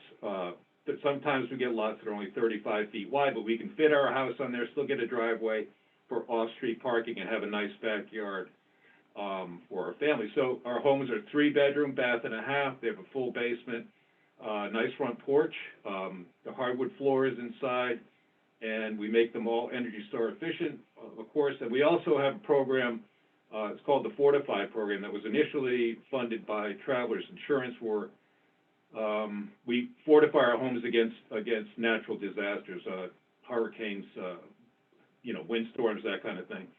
And I don't know if you remember, but a few years ago there was an awful hurricane in the panhandle of Florida, and there was an aerial view of that neighborhood, and there were 5 houses that were still standing, and those were all habitat homes, and they were built the same way we build our homes. So we take great pride in that. And so our new homes, basically, for the most part, we sell them all for $96,000, which they're really nice homes, and we try to keep it as affordable as possible. And our rehabs are basically the same. We try to keep, you know, in the range of 3 to 4 bedrooms for the most part. But when we have an architect that does pro bono design for us to help us with the layout of our rehabs. And you can see from these photos this was Lenox Street, and on the left is a before photo of what the place looked like. And I can tell you, when I walked in there with our construction manager at the time, right after we bought the place, I said to him, I said, look at the walls. Somebody painted these abstract paintings over everything. And he said, oh, I thought that was mold. And I said, yeah, it is. The entire house was covered in mold, so we had to deal with that, the asbestos, the lead paint, and everything else before we got volunteers in there. But you can see what the same room looked like when we got done. So it was a pretty amazing transformation. And again, all our rehab projects, we got these houses right back to the framing, so everything is brand new from then on. And this is Allison's area. One of the most important areas, obviously, is selecting our families. It's a really tedious project. That's definitely worth it in the end. We've gotten some great partner families. Allison? Yeah, so when we are looking to select home buyers, I will tell you we have a fantastic committee made up of volunteers. They're our family selection committee, and they work with me to review all of the pre-applications, the applications. They interview the applicants and really help to make the final decision so that we can make sure that we have the most qualified families coming into our program every year. So we, like all the other affiliates around the country, look at 3 requirements when we are accepting individuals into the program. The first is a demonstrated need for housing. So this could be that your current housing is inadequate because it's too small, it's substandard because there just has so much work that needs to be done on it. The landlord perhaps is not taking care of the property either inside or out, or that it's unaffordable and you're, paying more than 30% of your income for that housing. I can tell you that a lot of our families, it's multiple things for their need for housing. So a lot of times it's too small, it's way too expensive, and it's also not in great condition. So, it just sort of depends on what everybody's situation is. And we ask people to be as honest as possible with us on their applications and also in their interviews so that, we can really understand. We have people submit pictures to us. Before the pandemic, we actually used to go into the homes, but, we took everything virtual this time around, and people submitted pictures to us and really could show us, this is one of the maintenance issues in my home. Look at this. This is not safe for me to exit in a fire here from my kitchen or things like that. The next thing we look at is the willingness to partner. So this is really important with our program because we have a component that's called sweat equity. So sweat equity is time that you put in.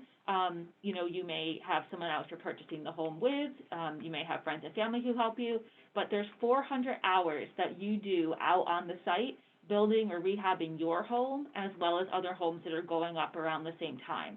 So this, when we look at this through the application process, we actually have everybody do 2 days out on the site to get a feel for what that sweat equity is for. So we want to make sure that this is something that our applicants are comfortable with, because if you don't like doing it for 2 days, you're not going to like doing it for 400 hours.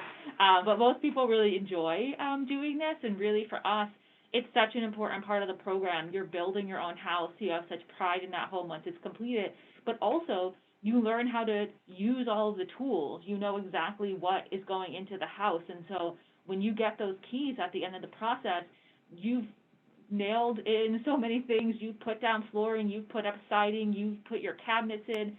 You're just so competent in, being able to really maintain the home. And that helps you, as you move forward, you don't have to hire people to do this kind of work. You can do this yourself on your own home. And you can always call Bill for guidance if you have questions. Yeah, it's like that as well.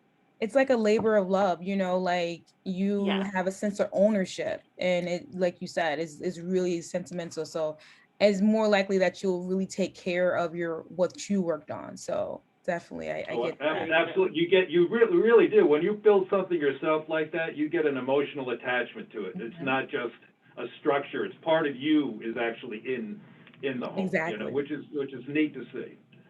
Yeah, and then the other part of willingness to partner is that we do have an educational component to the program. So those are different modules that our home buyers complete so that they're ready financially for their closing, but also, understand issues like maintenance and like paying their mortgage and their insurance and all of that on time. So we go through all of that with the home buyers as well. And the third requirement is the ability to pay the mortgage. So these are homes, of course, that are purchased. So you have a mortgage to pay, you have your taxes to pay, you have homeowners insurance to pay. And so we evaluate that by looking at the credit history and also if you're within the income guidelines for our program. So I can show you those. So the guidelines for 2021 have not come out yet. They usually come out around April-ish. But these are the guidelines from HUD that were for the Meriden, New Haven metro area for 2020. And so we have these based on family size. So for our program, it's within 30 to 60% of the area median income. So this is just a nice guide for you. And when we take a look at, the applications when they come in, we take a look at this plus what is on the credit report. So we do have you submit a check or money order for so that we can order the credit report and pull that so that we can take a look and then see if you are financially qualified for the program. And I let me just say, we're, I think, the only ones that serve that particular income group for home ownership opportunity, up to 60%. A lot of times it's 80%, but we go to about 60. So Bill already mentioned in a previous slide that our houses are sold at no profit. We don't make any money off the sale of these homes, and as you can imagine, if we're selling them for $96,000, it takes a lot more than that, money-wise, to actually build the home. But what happens is that our homeowners purchase their house from Habitat. We hold the mortgage, so you're not dealing with a separate bank. We hold the mortgage on these houses, and they are a 0% 25-year loan. So you are paying only towards the principal. You're not paying interest, you're not paying a bank, it's just towards the principal of your loan, which is absolutely fantastic. That is amazing. Yes. And of course, because we have, we hold the mortgage, so we're here for the next 25 years. We don't go anywhere. We're in the office right now doing this presentation, so, we are here and are, continue to be a resource for, for our homeowners. There is a down payment, and that is $600, and that's due upon acceptance into the program. You have 1 month to pay that payment, and then once we, come all the way up to the closing, all the sweat equity is done, you've got your homeowner's insurance, you sit down with a lawyer, you sign all the papers, you have the check. One of the papers that you're signing is a recapture agreement, and I'm actually going to have Bill talk a little bit more about that in detail. Okay. So since we sell our homes really below cost, we have to protect the interest of the affiliate and also all the volunteers that donated their time at no charge. So we have what's called a recapture agreement, which is just basically a shared equity agreement so that the homeowner can't take the house, let's say, buy it for $96,000, sell it the next day for $140,000, and realize that whole profit. So what we do is we have an agreement where if it's a sliding scale over 12 years, so let's say you sold a home after 6 years, you would get 50% of the equity, Habitat would get 50% of the equity. And after 12 years, the equity goes to the home, 100% goes to the homeowner. Wow. And so what we're trying to do is encourage people to stay in the homes, even though I can tell you that 99.9% of our homeowners I say you shouldn't move in the first 5 years because it triggers things. They say we're never selling the house. So, but anyway, what we try to do is get them to stay in the home, but not to put them in a position where they can never be able to sell the home and move on to, to another place or whatever the need is. And as a matter of fact, we just had a homeowner recently that sold their home. We split the equity. They'd been there 8 years, so we split the equity almost 60-40, something like that. And they were able to take that money they made off the Habitat home and put it down on a house and get a conventional mortgage. So that it worked out for everybody. It was really a nice thing to see in that case. Hated to lose them. They were great homeowners, but it really worked out very well for them. So in addition to, doing the sweat equity hours, we also have our closing requirements here. So we ask our home buyers, once they're accepted into the program, to make sure that they have between $4,500 and $5,000 saved up for the closing. These are just for the general fees. So even if you buy a house, on the private market, there are fees for closing. And we ask our homeowners to also purchase a year of homeowners insurance up front before they come to the closing. So that is, within that cost as well. So one of the questions that's on, the application is, what is your plan to sort of get this money? And you'll work with your family partner to make sure, that you're on track for saving and that you're ready for that closing. Right. We also run a credit report on all applicants just before the closing to make sure that you're still qualified. So because we hold the mortgage, we have to follow all of the same lending laws that banks or credit unions have to follow. And I know that Bridget was talking about sort of the recession and, everything that happened back in like 2007, 2008.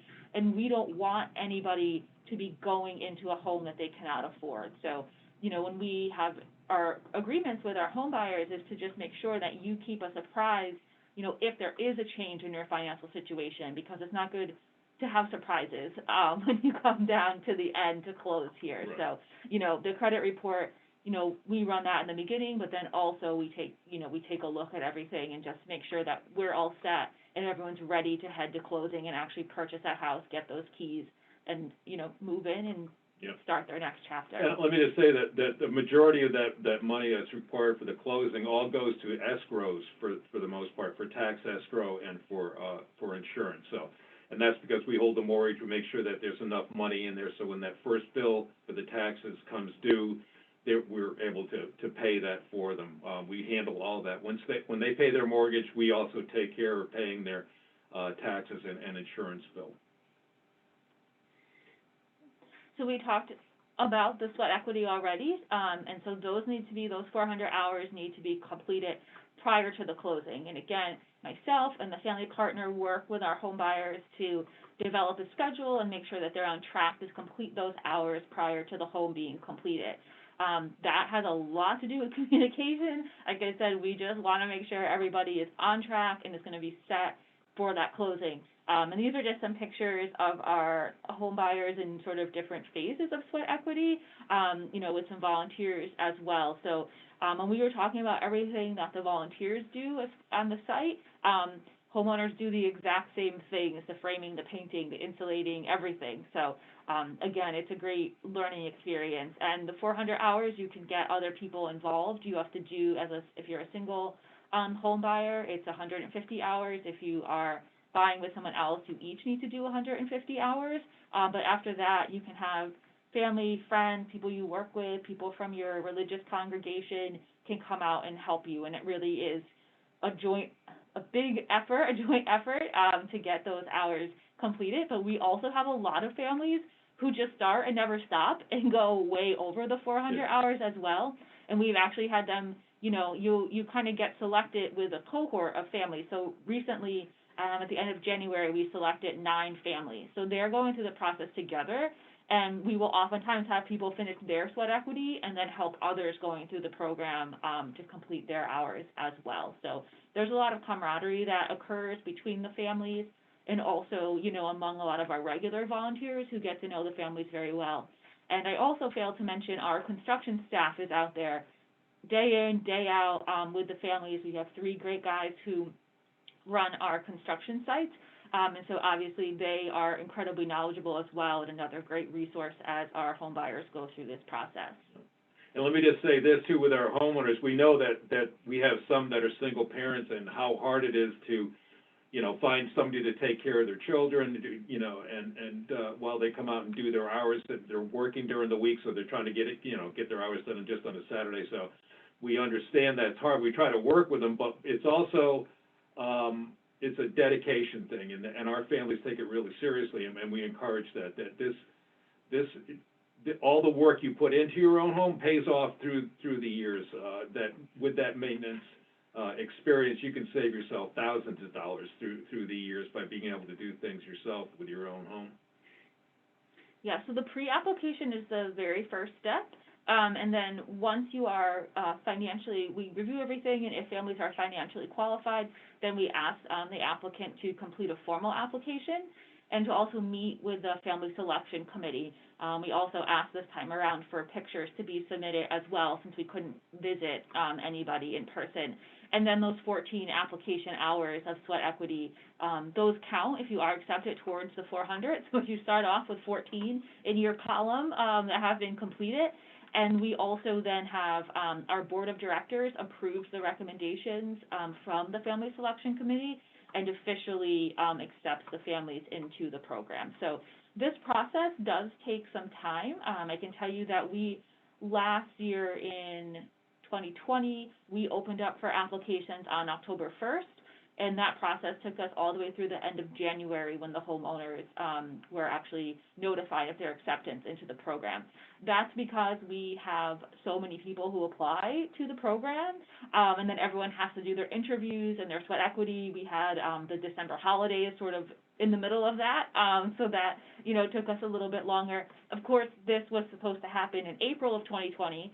We all know that was impossible, so everything sort of got pushed back a little bit, but I just want people to understand that this is a multi-month process, but it's totally worth going through the whole process, trust me. And also, I will note that we sometimes have families who don't get accepted the first time they apply, but they come back the following year or a year after, and, how they've worked on their credit, or, they, have switched jobs, or, different things have happened. They go through the entire application process again and are then accepted. So we actually had one of the families who just purchased their home in November. They came to the orientation back in 2017. They didn't get accepted. Their friend invited them to come to the one that we had in 2019. They didn't even want to go. They just went with their friend, took the application anyway, and they're living in a brand new house in New Haven, So really, we don't want people, if you go through the process and you don't get accepted the first time, that by no means, don't just take that as the end of the road. That's just the beginning, and you're welcome. We encourage you to apply again, go through the process again, and you may be accepted. So we don't want anyone to get, it's not a great letter to get that says, unfortunately you're not accepted, but come back. Exactly. Don't give up. Exactly. Perfect. So Sorry, go this ahead. I was going to say, this is my contact information up here on the screen. There's more information on our website. I would also urge you, on the website, you can join the mailing list, the email list from any page. We do not send out a ton of things. We will not jam up your inbox, I promise. We send an update once a month, and then if there's specific events that are going on, we may send another one or two during the month, but you will be the first person to know, our email list will know first, when the pre-applications will be accepted again. So because we just finished accepting 9 families, right now we are estimating that our pre-applications will open up again in early 2022. But join the list now so that you know that you're getting information from us right into your inbox. And if for some reason you don't get an email within the first week of April, go in, check your spam or your junk folder, and make sure that you mark us that we are not spam, because you're going to want that information of how to apply, once we get towards the end of this year and into next year. So that's just something that I encourage everybody to do. I also encourage you to sign up for like a free like Credit Karma or something else where you can sort of see your score and see what is showing up on your credit report, because you don't want something to show up that you thought was taken care of, and it's showing up against you. So you don't want any surprises when it comes to your credit. So you might just want to take a look, at that as well.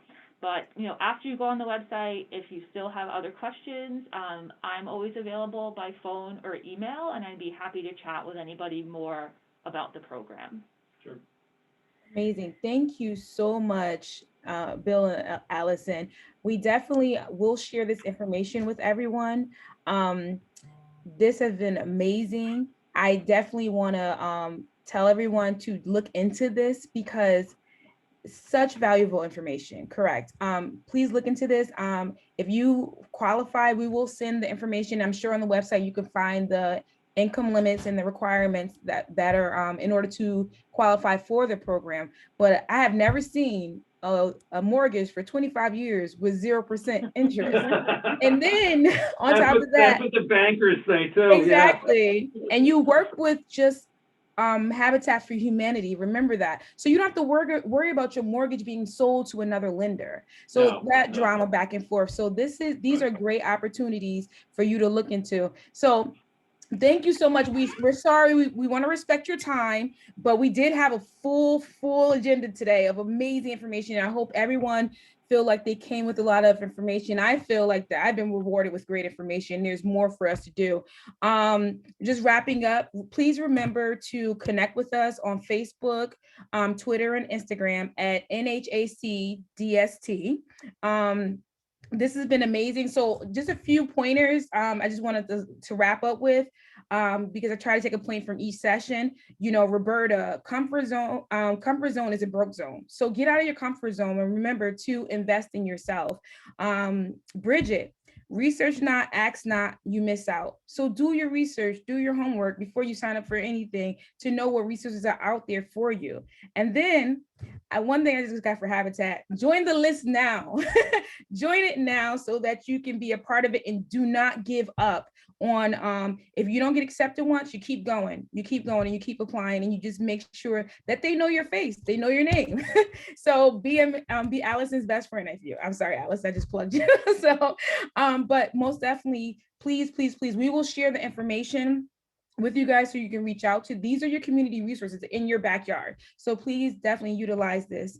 And our next presentation that we have, our next workshop, excuse me, if we can go to the next slide, is on April, excuse me, I believe is, can we go to the next slide?